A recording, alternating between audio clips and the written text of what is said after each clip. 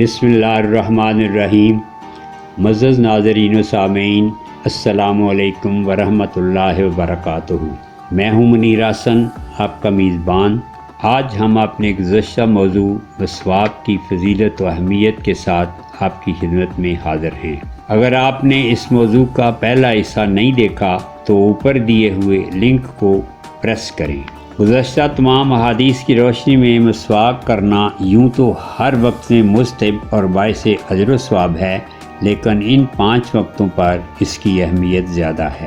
قرآن مجید کی تلاوت سے پہلے، نماز کے لیے وضو کرتے وقت، سو کر اٹھنے کے بعد، منہ کی بدبو دور کرنے کے لیے اور دانتوں کا رب تبدیل ہو جائے تو صفائی کے لیے۔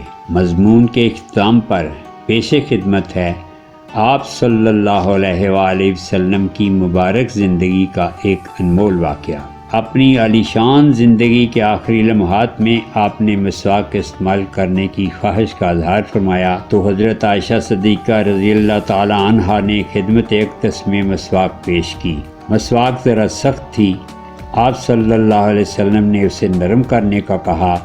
حضرت عائشہ صدیقہ رضی اللہ تعالی عنہا نے آپ صلی اللہ علیہ وسلم سے مسواک لے کر اپنے دانتوں سے نرم کیا، جسے آپ صلی اللہ علیہ وسلم نے استعمال کیا۔ اس واقعہ سے آپ مسواک کی فضیلت اور اہمیت کا بخوبی اندازہ لگا سکتے ہیں۔ اس انمول واقعہ کے ساتھ آج کے لیے اجازت دیجیے، آئندہ حاضر ہوں گے ایک نئی ویڈیو کے ساتھ۔ آپ سے گزارش ہے کہ ہمارے چینل کو سبسکرائب کیجیے اور ساتھ لگے بیل آئیکن کو پریس کیجیے۔ اللہ تعالیٰ آپ کا حامی و ناصر ہو۔